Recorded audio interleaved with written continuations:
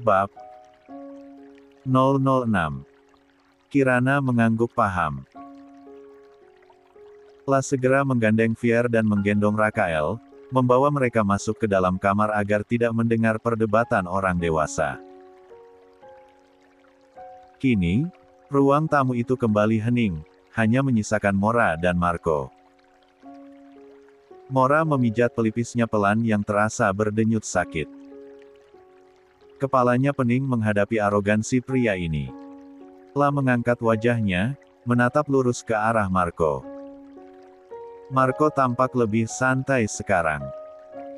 La bersandar pada sofa, seolah beban berat baru saja terangkat dari pundaknya. Kalau hasil tes DNA keluar dan positif, Marco memulai pembicaraan. Senyum tipis mengembang di bibirnya, aku akan segera mengabari orang tuaku. Mamaku pasti sangat senang. Dia selalu bertanya apakah aku sudah menemukan cucunya. Dia sudah menyiapkan kamar bayi sejak 5 tahun lalu. Mora tersentak kaget. Keningnya berkerut dalam. Ada sesuatu yang janggal dari ucapan itu. Mama? Tanya Mora dengan suara pelan, matanya menyipit curiga. 80. Iya, Mama, jawab Marco antusias, tidak menyadari perubahan ekspresi Mora. Dia sangat antusias menanti cucunya datang. Kenapa wajahmu aneh begitu? Mora terdiam, otaknya berputar cepat menggali memori 5 tahun lalu. La ingat betul wanita yang menolongnya saat ia sekarat di Spanyol. Wanita yang memintanya meminjamkan rahimnya untuk penerus putranya. 45. Apa ibumu bernama? Lucia. Tanya Mora dengan ragu, jantungnya berdebar menunggu jawaban. Marco tertawa kecil, menggelengkan kepalanya. Lucia. Siapa itu? Bukan. Buku bernama N. Graciela. Dek. Mata Mora membulat sempurna, napasnya tercekat. Bukan Lucia. Mora merasa pening. 5 tahun lalu, wanita bernama Lucia itu memohon padanya untuk mengandung benih dari putranya. Tapi kenapa sekarang Marco mengatakan ibunya bernama N? Apakah dirinya salah orang? Apakah ada kesalahpahaman besar di sini? Atau, apakah dirinya telah ditipu sejak awal oleh wanita bernama Lucia itu? Siapa sebenarnya yang bersamanya waktu itu? 4. Kebingungan Mora belum terjawab, namun Marco sudah kembali melemparkan bom waktu yang lain. Pria itu mencondongkan tubuhnya ke depan, menatap manik mata Mora dengan intensitas yang membuat nyali menciut. Dengar, Mora. Jika bukti kuat telah keluar besok dan mereka terbukti anakku, Marco memberi jeda, suaranya memberat, penuh penekanan pada setiap kata, kamu mau bagaimana? Ikut dengan kami ke Spanyol. Atau kami tinggalkan kamu di sini sendirian. 23. Pertanyaan itu menghantam Mora bagaikan palu. Tubuhnya membeku. Pilihan itu bukan sekadar pilihan, itu adalah ancaman. Kehilangan anak-anaknya, atau masuk ke dalam kandang singa bersamanya. 1. Apa tidak ada pilihan lain? Oh astaga, pria ini sangat berbis. Batin Mora panik. 13. 81. Perhatian di balik wajah sangar. Mora melangkah keluar dari kamar mandi dengan rambut yang masih setengah basah, melilitkan handuk kecil di lehernya untuk menahan tetesan air yang jatuh. La baru saja selesai mandi, membiarkan guyuran air dingin membasuh rasa lelah dan ketegangan yang menumpuk seharian ini. Harum sabun lavender menguar lembut dari tubuhnya, memberikan sedikit ketenangan di tengah badai emosi yang baru saja ia alami. Seperti rutinitas biasanya, setelah berpakaian Mora akan menyempatkan diri untuk mengecek kedua anaknya sebelum tidur, memastikan selimut mereka terpasang rapi dan tidak ada nyamuk yang mengganggu tidur lelap buah hatinya.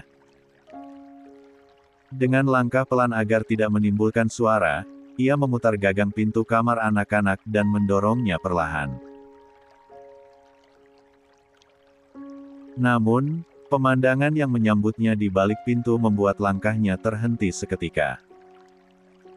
Biasanya, ia akan melihat Fier dan Rakael tidur berpelukan atau saling menendang selimut. Tapi malam ini, ada pemandangan asing yang mengguncang hatinya. Di sana, di atas kasur berukuran sedang itu, seorang pria berbaring miring sambil mendekap kedua anaknya dalam pelukan protektif. Marco Ramirez, pria itu telah melepas jas mahalnya, menyisakan kemeja putih yang kini terlihat kusut di beberapa bagian. Lengan kemejanya digulung hingga siku, memperlihatkan otot lengan yang kokoh. Wajahnya yang biasanya keras dan penuh intimidasi kini terlihat damai saat tertidur, dengan satu tangan melingkari tubuh mungil Rakael dan tangan lainnya menjadi bantal bagi kepala Fier.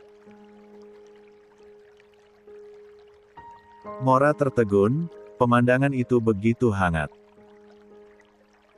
Seolah-olah ada kepingan puzzle yang hilang selama ini akhirnya menemukan tempatnya. Aura seorang Dedi menguar kuat dari sosok Marco. Tanpa sadar, Mora menahan napasnya, takut merusak momen rapuh itu. Tiba-tiba, kelopak mata Marco bergerak. Perlahan, mata tajam itu terbuka dan langsung terkunci pada sosok Mora yang berdiri mematung di ambang pintu. Mora tersentak kaget, wajahnya memanas karena tertangkap basah sedang memandangi pria itu. Jantungnya berdegup tak karuan, salah tingkah. Dengan cepat, ia mengalihkan pandangannya ke arah lemari, berpura-pura mengecek sesuatu. 1. Marco tersenyum tipis melihat reaksi itu. La bergerak pelan, melepaskan pelukannya dari anak-anak dengan sangat hati-hati agar tidak membangunkan mereka. Setelah berhasil turun dari kasur tanpa suara, ia berjalan mendekati pintu, lalu menutupnya perlahan di belakang punggungnya. Kini, mereka berdua berdiri berhadapan di lorong sempit depan kamar. Aku bisa menginap malam ini di sini? Tanya Marco, suaranya rendah dan serak khas bangun tidur, namun tatapannya menuntut. Mora langsung memasang tembok pertahanannya kembali. Tidak ada kamar kosong di sini, balasnya ketus, berusaha terdengar tidak peduli. Aku bisa tidur di kursi ruang tamu.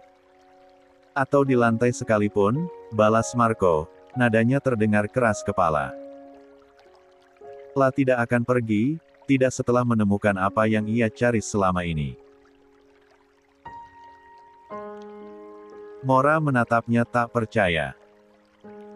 Seorang Marco Ramirez mau tidur di kursi kayu reyot. Terserah, ucap Mora akhirnya. 82. Terlalu lelah untuk berdebat. La membalikkan badan dan melangkah pergi menuju kamarnya sendiri, meninggalkan Marco yang menatap punggungnya dengan kening berkerut. Kenapa dia terlihat begitu dendam padaku? Apa salahku selain mencari anak-anakku? Gumam Marco pada dirinya sendiri. La menghela napas panjang, lalu mengangkat bahunya acuh tak acuh. 9. Marco berjalan menuju ruang tamu. La menghempaskan tubuh besarnya ke kursi kayu panjang beralaskan busa tipis yang sudah kempes di sana-sini. Kursi itu jelas tidak didesain untuk pria setinggi 185 cm sepertinya.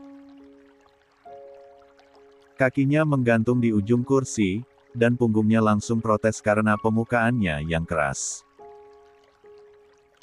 1. Marco mencoba mencari posisi nyaman, bergeser ke kiri dan ke kanan, namun sia-sia. Kursi itu benar-benar menyiksa. Sial, tulangku bisa remuk kalau begini terus, keluhnya pelan. Meskipun tubuhnya kesakitan, hatinya terasa penuh. Ingatan tentang pelukan hangat anak-anaknya tadi masih membekas di kulitnya.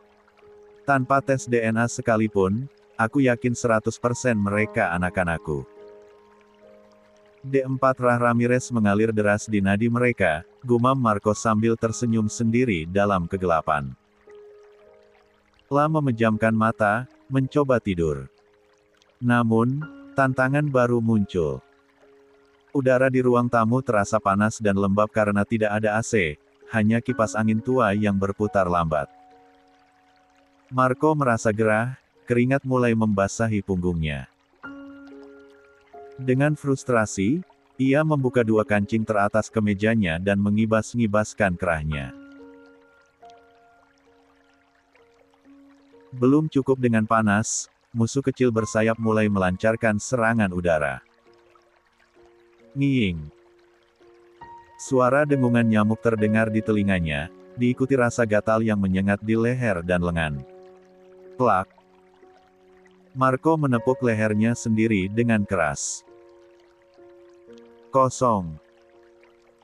Nyamuk itu sudah terbang. 5. Ark. Hewan apa itu?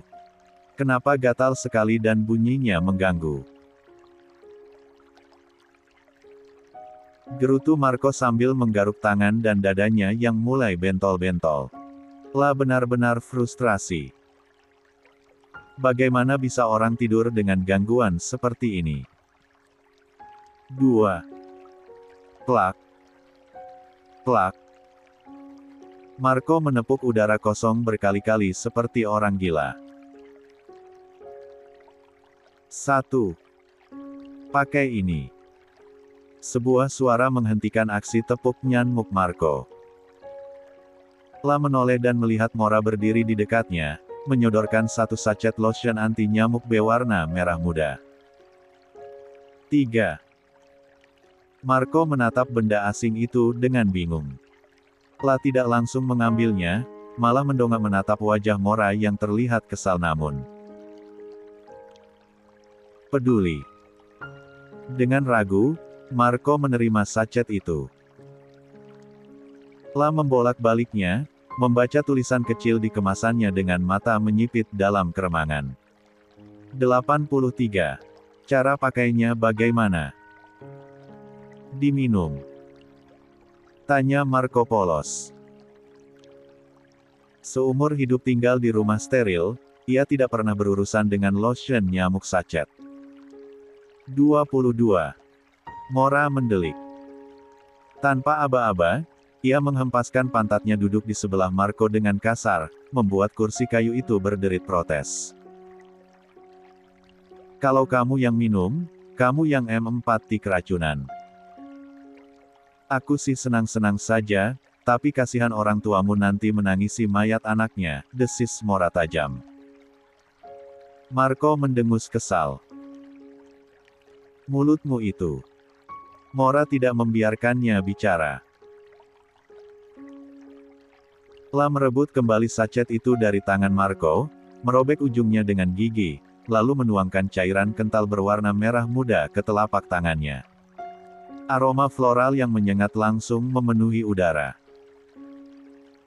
Tanpa permisi, Mora meraih lengan kekar Marco dan mulai mengoleskan lotion itu dengan gerakan cepat namun merata. 1. Ada sensasi aneh yang menjalar saat kulit telapak tangan Mora yang halus bersentuhan dengan kulit lengan Marco yang kasar dan berbulu halus. Marco terdiam, matanya terpaku pada wajah Mora yang begitu dekat. Dalam jarak sedekat ini, ia bisa melihat bulu mata lentik wanita itu, serta gurat kelelahan yang tersembunyi di balik ekspresi galaknya. Mora, di sisi lain, berusaha mati-matian mengabaikan degup jantungnya yang semakin kencang. Kulit Marco terasa hangat di bawah sentuhannya. Otot-otot lengan pria itu terasa keras dan tegang. Kenapa ia melakukan ini? Harusnya ia biarkan saja pria ini dimakan nyamuk sampai anemia. 6. Sudah, ucap Mora cepat, menarik tangannya seolah tersengat listrik. Marco menatap lengannya yang kini berkilau karena lotion. Rasa gatalnya perlahan mereda digantikan sensasi dingin. Kakiku belum, ucap Marco, menunjuk kakinya yang terekspos karena celana bahannya sedikit terangkat. 7. Mora mendelik tajam, matanya seolah ingin menelan Marco hidup-hidup. Pakai sendiri. Kan udah dicontohin. Kamu punya tangan kan? Sentak Mora. 1. La meletakkan sisa sachet itu dengan kasar di meja, lalu bangkit berdiri dan melangkah pergi dengan hentakan kaki yang disengaja. Marco menatap punggung Mora yang menghilang di balik pintu kamar, senyum geli terukir di bibirnya. 2. Dia selalu marah-marah, tapi perhatian, gumam Marco pelan. La meraih sachet itu, menuangkan isinya ke tangan, dan mulai mengoleskannya ke kakinya sendiri dengan perasaan yang sulit dijelaskan. Baunya seperti kuburan, pantas nyamuk tidak suka, gumamnya sambil mengendus lotion itu, lalu kembali berbaring. Kali ini, tidurnya sedikit lebih nyenyak. 27. 84. Hari penuh kejutan. Keesokan paginya, Marco terbangun dengan cara yang sangat tidak elit. Bukan karena alarm ponsel canggihnya, melainkan karena suara kokok ayam jantan yang terdengar begitu kencang dan dekat, seolah-olah ayam itu berkokok tepat di telinganya. Astaga! Marco tersentak bangun, langsung terduduk dengan napas memburu. Jantungnya berpacu kaget. Kepala pening langsung menyerangnya akibat kurang tidur dan posisi tidur yang buruk. La memijat keningnya yang berdenyut sakit. 3. Om sudah bangun. 2. Suara lembut itu membuat Marco membuka matanya. Pandangannya yang buram perlahan memfokus. Wajah manis Fier menyapa paginya. Gadis kecil itu berdiri di samping kursi, menatapnya dengan mata bulat yang penuh rasa ingin tahu. Hati Marco seketika menghangat. Sakit kepalanya seolah menguap. La menarik Fier ke dalam pelukan singkat, lalu meng-3 pipi gembilnya. Selamat pagi, Princess. Alam siapa itu? Kenapa berisik sekali? Apa ada kebakaran? Tanya Marco serak. 7. Fier tertawa kecil, suara tawanya terdengar seperti lonceng. Alarm. Itu ayam tetangga. Namanya si Jago. Mata Marco membulat sempurna. Ayam. Ini ibu kota, masih ada yang pelihara ayam di perumahan padat begini. Pekik Marco tak percaya. Kalau ndak ada yang lawat, gimana kalanya kita makan ayam goleng? Pikirkan secara logika, ayo pikirkan, sahut sebuah suara lain yang terdengar lebih cempreng. 18.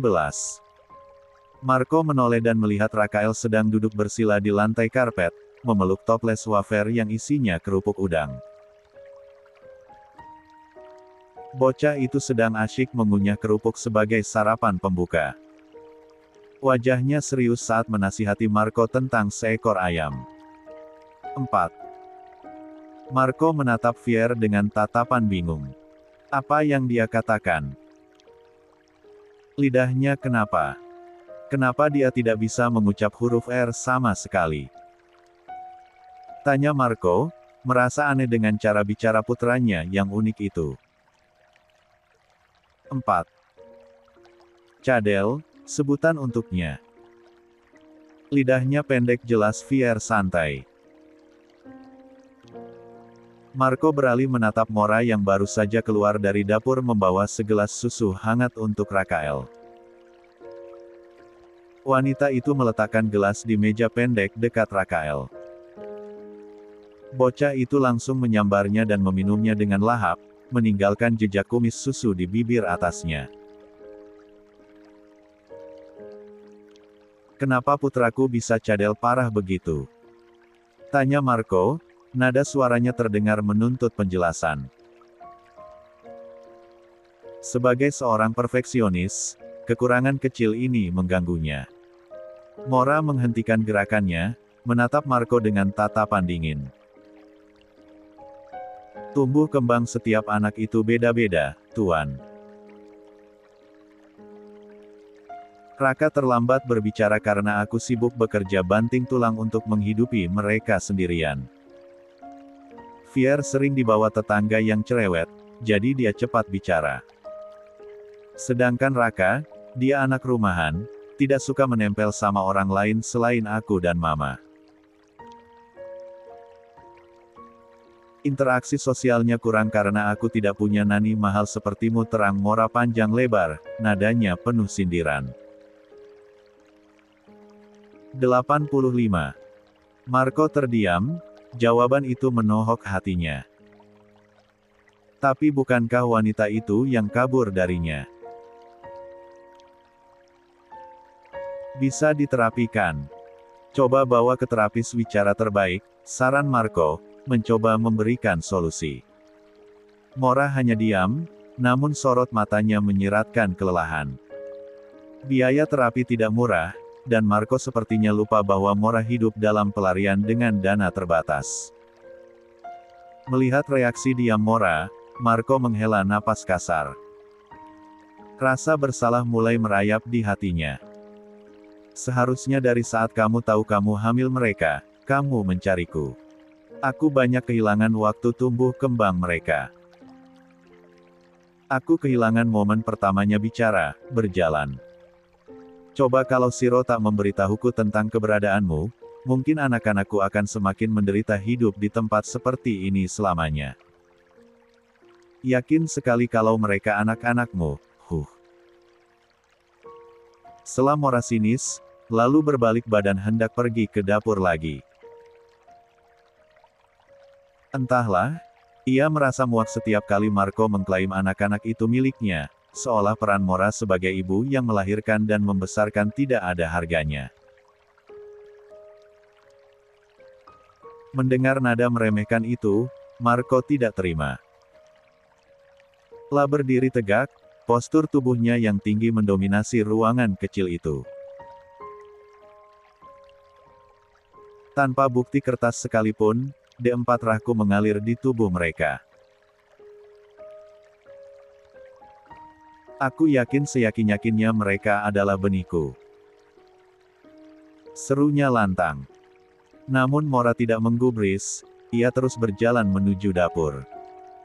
Kirana, yang sejak tadi hanya menjadi penonton diam di ambang pintu dapur, menggelengkan kepalanya pelan. Lah melihat ego dua manusia dewasa yang sama-sama keras kepala ini.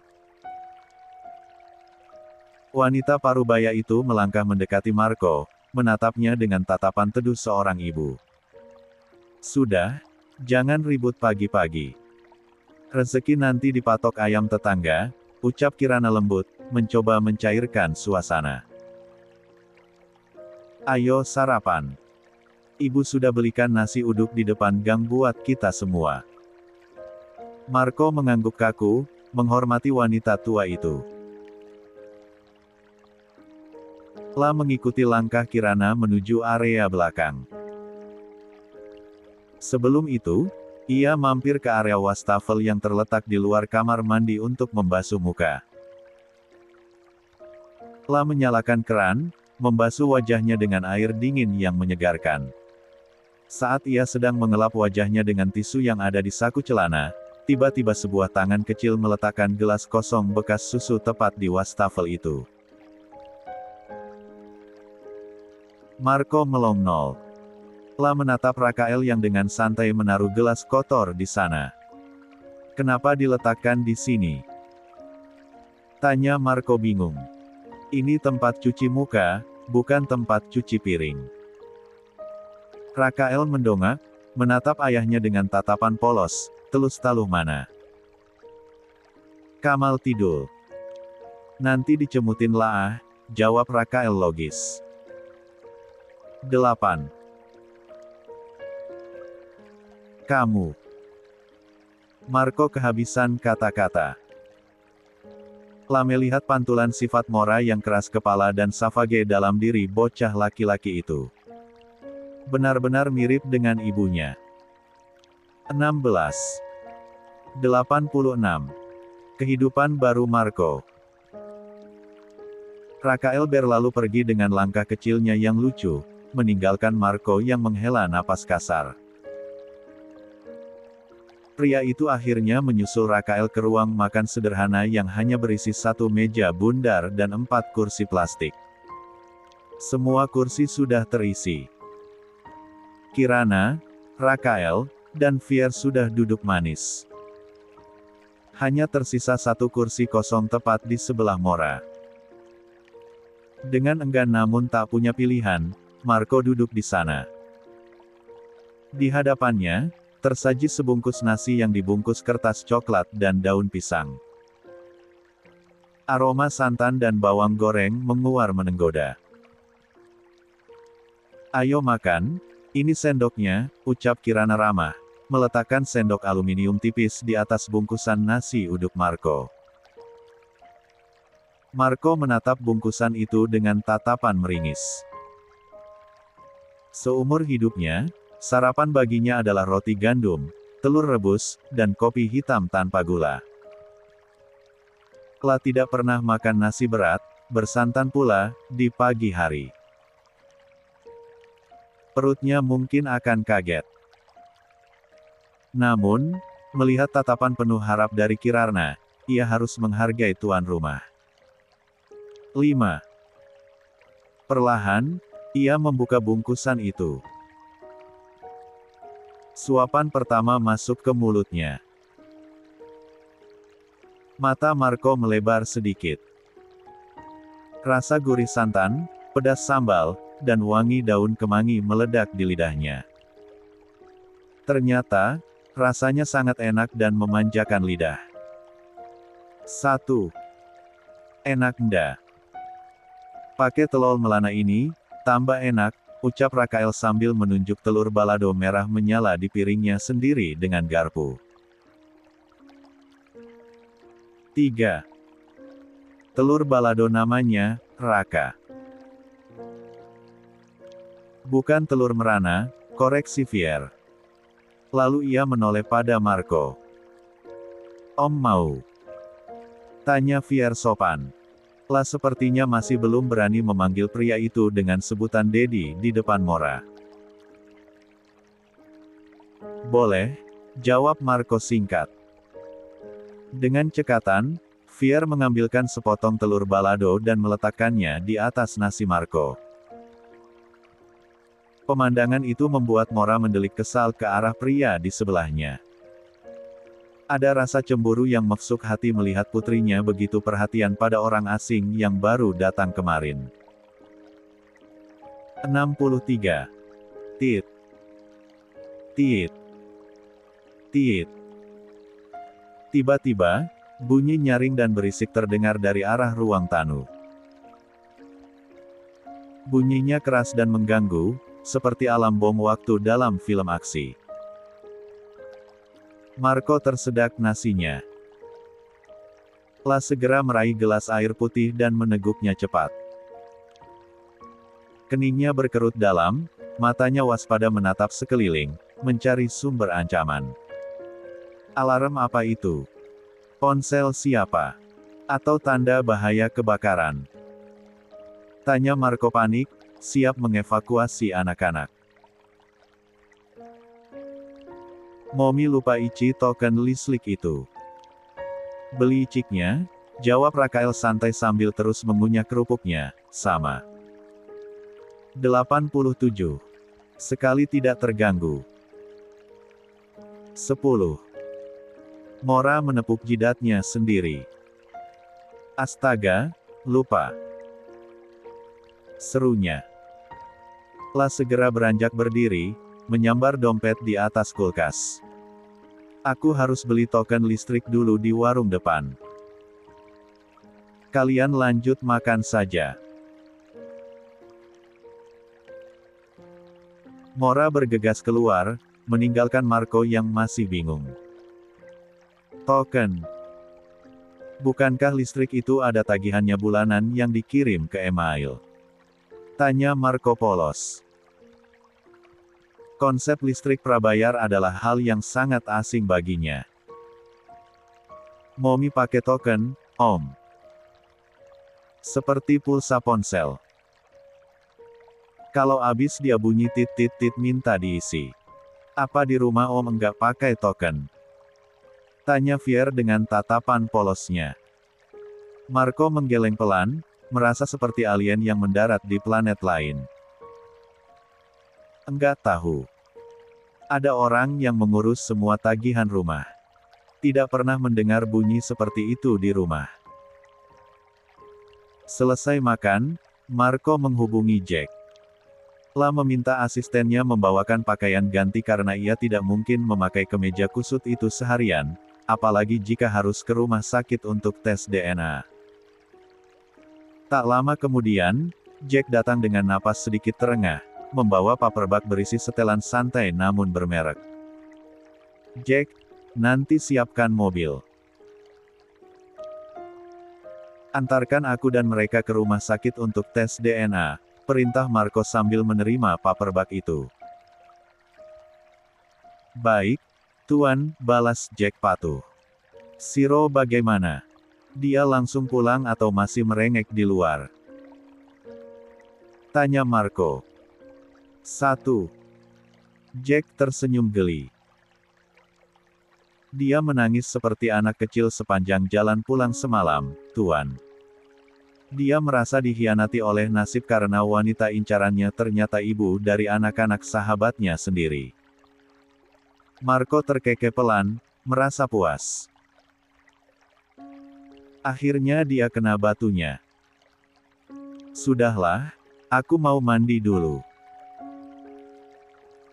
Badanku lengket semua gara-gara lotion nyamuk si 4 lan itu.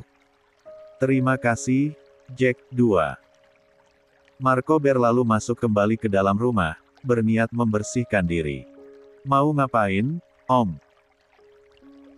Tanya Rakael yang sedang bermain mobil-mobilan di lantai ruang tamu saat melihat Marco celingukan. Dedi mau mandi, Boy. Di mana kamar mandinya? Tanya Marco.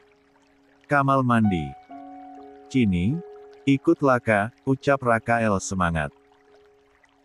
La berjalan memimpin jalan menuju bagian belakang rumah, melewati dapur, menuju sebuah pintu plastik berwarna biru di pojok.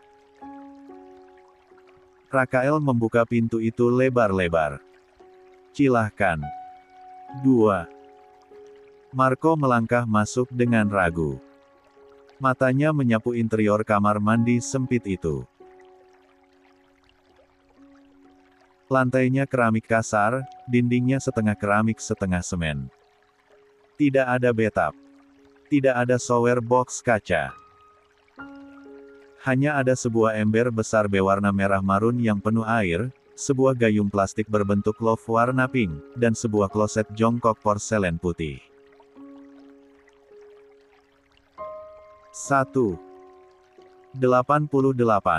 Marco terdiam cukup lama. La menatap kloset jongkok itu dengan horor.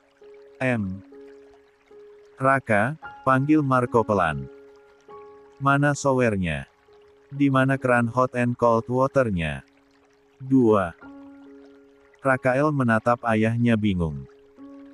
Cowel. Ada di kolam belenang Watilbum. Di sini ndak ada cowel. Nah, pakai ini. Gayung lope papolit momi.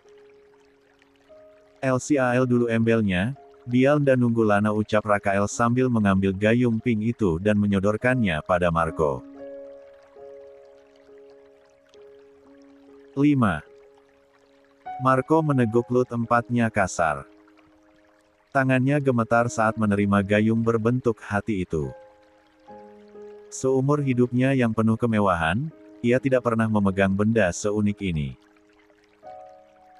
Tapi hari ini, demi Mandi, ia harus melakukannya. 2.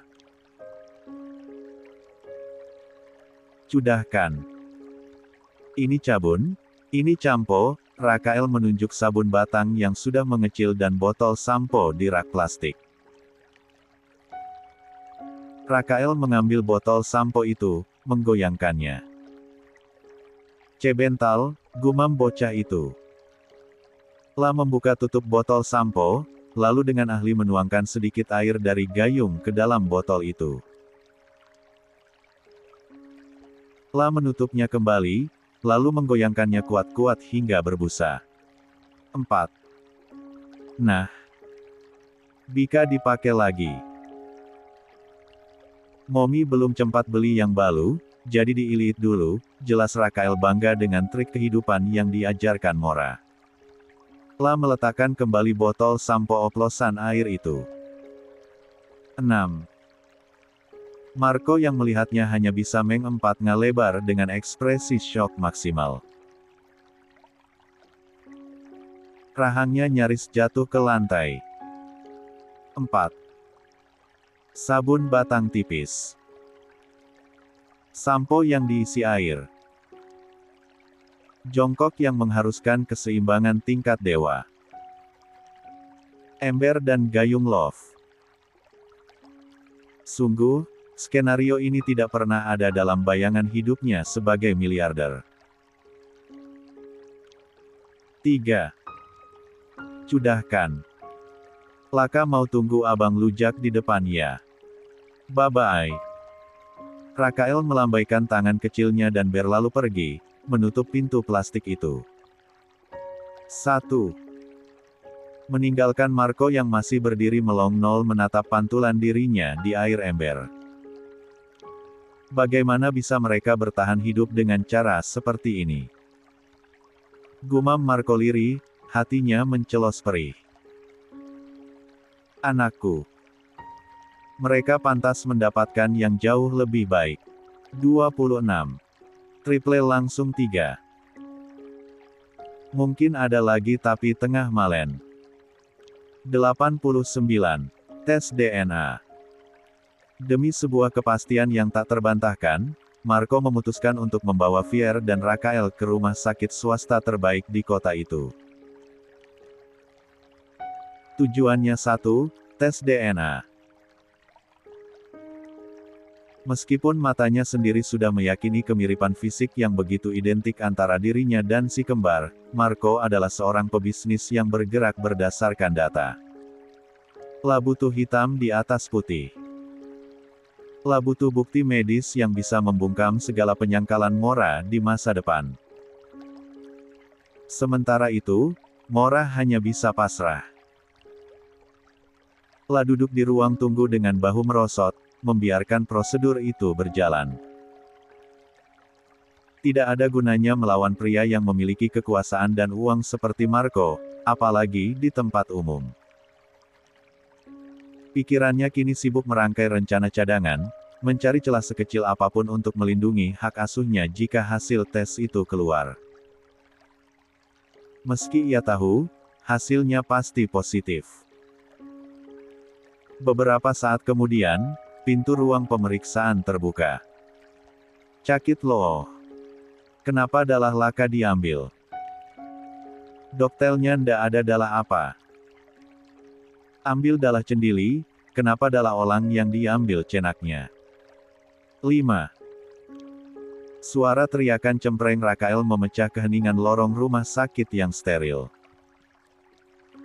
Marco, yang sedang menggendong putranya itu, refleks menjauhkan wajahnya sedikit. Ternyata, frekuensi suara Rakael mampu menusuk gendang telinga hingga mendengung. Bocah itu terus mengomel sambil memegangi lengan bekas suntikannya yang sudah ditempel plester bergambar kartun. Enggak sakit kok, cuman seperti digigit semut, ucap Fier santai. Gadis kecil itu berjalan tenang sambil digandeng oleh Mora di belakang Marco. Wajahnya datar, seolah jarum suntik adalah hal yang remeh baginya. 2. Rakael membelalakan matanya, menatap saudari kembarnya dengan tatapan tak percaya. "Da cakit. Kulit Viel itu telipleek ya. Kenapa semua orang lihat Dili ini emoji? Kecal kali lacanya. Mau laka luntuhkan ini lumah cakit." Gerutu Rakael berapi-api, pipinya menggembung karena kesal. 11. Marco menahan senyumnya. La mengamati Rakael lekat-lekat. Cara bocah ini memprotes, logika, dokter kehabisan darahi yang ia pakai, serta keberaniannya mengancam akan meruntuhkan gedung, sungguh menarik. 1. Ya, dia hanya cadel. Lidahnya mungkin belum sempurna, tapi kecerdasannya dan sifat kritisnya jelas menurun dariku, batin Marco dengan rasa bangga yang mulai tumbuh. 6. Sebelum melangkah lebih jauh menuju pintu keluar, Marco berhenti sejenak dan menoleh ke belakang. Tatapannya bertemu dengan Mora yang tampak lesu. Hasilnya, aku yakin 100% mereka anakku. Firasat seorang ayah tidak pernah salah, ucap Marco dengan nada penuh kemenangan. Jadi, mulai sekarang, gak ada alasan logis bagimu untuk melarangku membawa mereka. Kau harus bersiap, Mora. Mora mendengus kasar. Rasa lelah bercampur emosi membuatnya kembali menyalakan mode pertahanannya. Aku ibunya. Yang melahirkan mereka dengan taruhan nyawa, sindir Mora, tak peduli pada beberapa perawat yang menoleh. Kamu melahirkan mereka, Lewat mana? Belakang. 22. Wajah Marco seketika memerah padam. La panik, matanya melotot melihat ke sekeliling, memastikan tidak ada orang penting yang mendengar ucapan Fulk 4R itu. 90. Ses. Jangan keras-keras. Harga diriku bisa hancur nanti kalau ada yang dengar. Desis Marco panik. 4. Mora bersedekap D4 sambil berdeci sinis. Sejak kita bertemu kembali, kamu memang gak ada harga diri di mataku. 8. Kamu, Marco menarik napas panjang, mencoba memanggil sisa-sisa kesabarannya. Berdebat dengan Mora di lobi rumah sakit sama saja dengan mempemalukan diri sendiri. La memilih mengalah, berbalik badan, dan melangkah pergi dengan langkah lebar, meninggalkan Mora yang menatap punggung tegap itu dengan perasaan campur adu. Suasana hening sejenak saat mereka berjalan menuju parkiran. Mom, jangan keras-keras sama Om. Kasihan, tegur Fier pelan sambil mendongak menatap mominya. 1. Mora terdiam. Hatinya mencelos mendengar ucapan putrinya. Bukan karena teguran itu, melainkan karena panggilan yang Fier gunakan. Om. Batin Mora bertanya-tanya. Fier belum memanggil pria itu dengan sebutan Dedi. Mobil mewah Marco melaju membelah jalanan ibu kota yang padat. Tadinya, Mora berpikir Marco akan langsung mengantarkan mereka pulang ke rumah. La sudah membayangkan akan segera bergelung di kasur dan melupakan hari yang melelahkan ini. Namun, dugaan Mora salah besar. Jack, berhenti di butik depan, perintah Marco tiba-tiba. Mobil pun menepi dan berhenti tepat di depan sebuah toko pakaian anak bermerek internasional. Bangunannya mewah dengan kaca-kaca besar yang memajang manekin berbaju necis. Turun, titah Marco. Tanpa banyak bicara, Marco turun lebih dulu, lalu dengan sigap membukakan pintu dan menggandeng tangan Fier dan Rakael menuntun mereka masuk. Mora hanya bisa mengekor di belakang dengan bingung. Begitu pintu kaca otomatis terbuka, hawa sejuk pendingin ruangan dan aroma parfum mahal langsung menyambut mereka. Dua orang pegawai toko berseragam rapi segera menghampiri dengan senyum ramah yang terlatih. "Selamat siang, Tuan. Ada yang bisa kami bantu?" tanya salah satu dari mereka, matanya berbinar melihat jam tangan mahal yang melingkar di pergelangan tangan Marco. "Siang. Saya mencari baju anak untuk kedua anak saya. Berikan model terbaru, bahan terbaik, dan yang paling nyaman," pinta Marco tegas tanpa basa-basi. "Mari, Tuan. Di sebelah sini, kami punya koleksi new yang tak kalah gemas." 91. Marco membawa anak-anak itu ke deretan rak baju. Tanpa melihat label harga, tangannya bergerak cepat mengambil kemeja, kaos, celana jeans, hingga jaket tebal dan memasukkannya ke dalam troli belanja. 1, 2, 10 potong baju masuk dalam hitungan detik. Fier dan Rakael melongnol. Mulut mereka sedikit terbuka menyaksikan pemandangan itu. Kebiasaan mereka saat belanja dengan nenek Kirana atau Momi sangat jauh berbeda. Biasanya, mereka harus membandingkan harga di 3 toko berbeda, menawar sampai pedagangnya menyerah, baru memutuskan untuk membeli. 4. Melihat tumpukan baju yang semakin tinggi, Rakael panik. Jiwa hemat yang ditanamkan neneknya memberontak. Cebental. Om, cetop. Jangan dimacukin dulu. Seru Rakael sambil menarik ujung kemeja Marco, berusaha menghentikan kegilaan itu. Lihat dulu harganya. Nanti mahal, libur makan kita cetahun. 7. Marco tertawa renyah, suara tawanya menggema di butik itu. La berjongkok, menatap wajah cemas putranya. Jangan khawatir, boy. Dedi punya banyak uang. Uang Dedi tidak akan habis hanya untuk membeli baju, ucap Marco lembut, mengusap kepala Rakael. Ambil baju apapun yang Rakael mau. Semuanya. Mata Rakael berbinar seketika. Terima kasih. Serunya girang. 2. Kecemasan akan bangkrut lenyap dalam sekejap. Rakael langsung berlari kecil mengambil alih troli, mendorongnya dengan semangat 45 menuju rak pakaian berwarna-warni. Laka mau ini, Cama yang gambal dino itu. Tunjuk Rakael antusias. Lalu menoleh pada ibunya dengan wajah polos penuh kemenangan. Mominda ucah cuci baju Laka lagi ya.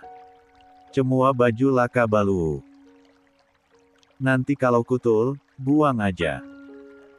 Becok kita kali Dedi lagi buat beli baju balu, Momi. 13. Mora menepuk jidatnya, nyaris pingsan mendengar logika putranya. Sementara Marco tertawa terbahak-bahak, merasa sangat terhibur. Pegawai toko pun ikut terkikik geli melihat tingkah pola keluarga unik itu. D4 rah dagingku memang beda, gumam Marco bangga, sementara Mora hanya bisa geleng-geleng kepala, menyadari bahwa hidup sederhana yang ia ajarkan selama ini mulai goyah oleh kehadiran sang ayah miliarder. Namun Fier menangkap hal lain dari perkataan adiknya yang membuatnya heran. Kenapa Om tertawa? Raka mau cari Dedi baru untuk beli baju baru, bukan hanya baju baru saja, 18. Hah? 7. 92. Rasa kecewa seorang Elbu. Petualangan belanja Marco Ramirez dan kedua buah hatinya berlanjut ke impian setiap anak kecil, toko mainan. Setelah menaklukkan butik pakaian, Marco dengan percaya diri membawa mereka membeli mainan. Rakael yang paling bersemangat. Begitu kakinya menginjak lantai toko mainan, matanya berbinar terang, seolah baru saja menemukan harta karun bajak laut. Lah berlari kecil dari satu rak ke rak lain, tangan mungilnya menunjuk-nunjuk dengan heboh. 2. Wah. Wah. Ini sangat keren. Seru Rakael sambil memeluk sebuah truk pemadam kebakaran berukuran besar yang dilengkapi sirene dan tangga otomatis. La mendongak menatap Marco dengan tatapan memohon yang sulit ditolak. 3. Laka mau catu lagi boleh. Laka mau beli teluk ini, tapi kalau ndak ada olangnya gimana teluknya bisa jalankan? Maca teluk hantu. Celam dong. Boleh ndak beli cupilnya sekali-kali? Tanya Rakael dengan logika khas anak-anak yang membuat Marco terkekeh. 2. Marco tersenyum lebah, ia mulai terbiasa dengan bahasa cadel putranya. Boleh, San. Ambil apapun yang Laka mau. Mau truknya, supirnya, bahkan orang pemadamnya sekalian, ambil saja. 2. Lakael koreksi Rakael dengan nada protes, seolah Marco baru saja melakukan kesalahan besar dalam penyebutan nama. Mora yang berdiri di belakang mereka memutar bola matanya malas. Namanya Rakael dan Fier, Tuan. Bukan Laka, ucap Mora, merasa perlu meluruskan kekonin Nolan itu. Marco menoleh sekilas, senyum jahil terukir di bibirnya. Aku tahu, Mora. Aku hanya meledeknya saja. Aku suka melihat pipinya menggembung kalau protes. Ya sudah, Rakael, my baby boy. Ambil apapun yang kamu inginkan. Rakael tersenyum lebar, giginya yang rapi terpampang jelas. Ciap. Serunya sebelum melesat kembali ke dalam lorong mainan. Marco tersenyum melihat antusiasme anak itu. Namun, senyumnya sedikit memudar saat melihat mainan yang tadi sempat dipegang Rakael, mainan-mainan sederhana yang mungkin selama ini hanya bisa ia impikan dari balik etalase. Hati Marco mencelos. Seharusnya, sebagai penerusnya, Rakael bisa memiliki mainan apapun yang ia mau sejak lahir. Perhatian Marco kemudian beralih pada putrinya, Fier. Gadis kecil itu berdiri diam di depan rak boneka beruang raksasa. Kening Marco berkerut dalam. Lah pikir Fier sedang memilih boneka mana yang paling lucu. Namun saat ia mendekat, ia menyadari bahwa putrinya hanya memandangi boneka-boneka itu dengan tatapan kosong, sulit diartikan. Dengan rasa penasaran, Marco menghampirinya dan mengelus lembut rambut hitam Fier. Ambil mainan yang Fier suka, sayang. Jangan ragu, ucap Marco lembut. Fier menggeleng pelan, matanya tak lepas dari label harga yang tergantung di telinga boneka beruang itu. Harganya sangat mahal, gumam Fier lirih, seolah sedang meneliti nilai investasi sebuah saham daripada mainan. Itu sama. 93. Dengan belanja dapur nenek selama 2 minggu. 3. Hati Marco tertohok. Anak sekecil ini sudah memikirkan beban ekonomi. La menghela napas pelan, menahan rasa sesak di D4 danya. Kamu suka yang ini? Marco meraih boneka beruang berpita merah muda itu tanpa ragu. Tanpa menunggu jawaban Fier, ia memasukkannya ke dalam troli yang sudah penuh. Lalu, mata Marco tertuju pada sebuah kotak besar bergambar meja rias anak-anak lengkap dengan cenin dan peralatan makeup mainan. Ini bagus untukmu, ucap Marco antusias. Kamu bisa berdandan seperti putri raja. Bukankah anak perempuan menyukainya? Fier menatap kotak itu dengan tatapan ngeri, seolah Marco baru saja menyodorkan kepala monster. Itu mengerikan, bisiknya. Marco melongnol. Mengerikan apanya? Ini warna pink, ada glitternya. Cantik, kan? Fier menggeleng tegas. La tidak tertarik menjadi putri raja yang hanya duduk manis mematut diri di depan cermin.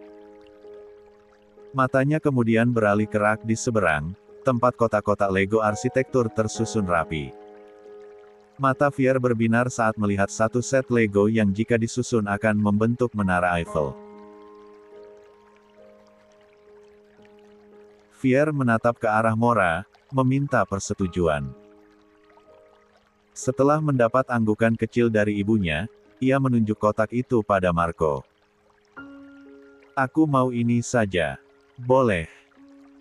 Marco mendekati mainan yang ditunjuk putrinya. La mengambil kotak besar itu, mengamati jumlah kepingannya yang mencapai ribuan pieces. Otaknya berpikir keras.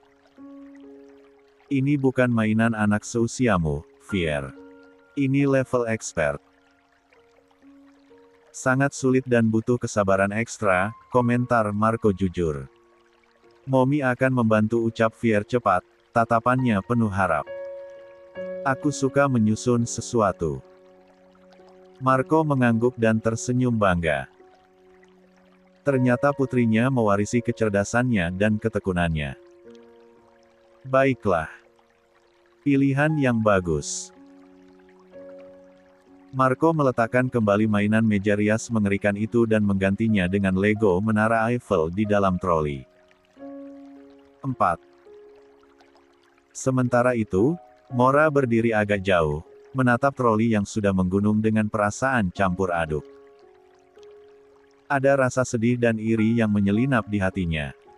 Biasanya, kedua anaknya harus menabung berbulan-bulan hanya untuk membeli satu mainan kecil.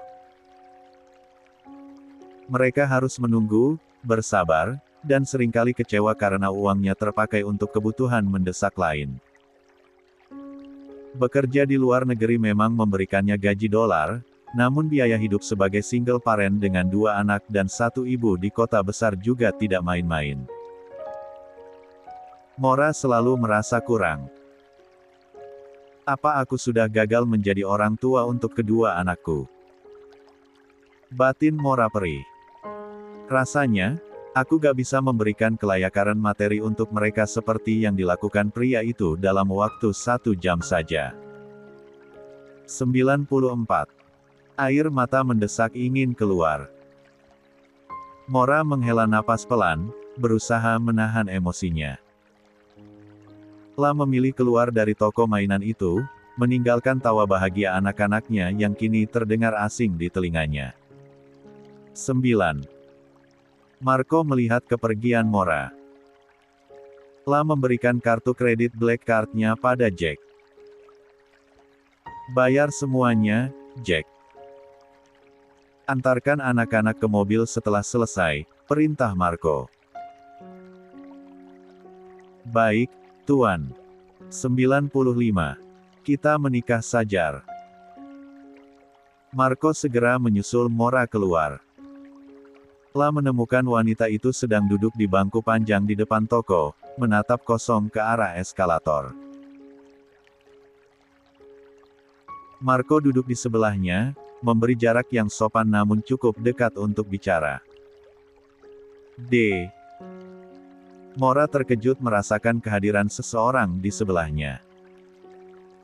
La menoleh sekilas, lalu kembali menatap lurus ke depan, menyembunyikan matanya yang sedikit memerah. Marco berdehem, melonggarkan dasinya sedikit. "Kenapa kamu keluar?" tanyanya dengan suara berat namun tenang. "Enggak apa-apa. Cuma cari udara segar." Di dalam pengap, balas Mora berbohong. Marco menghela napas panjang.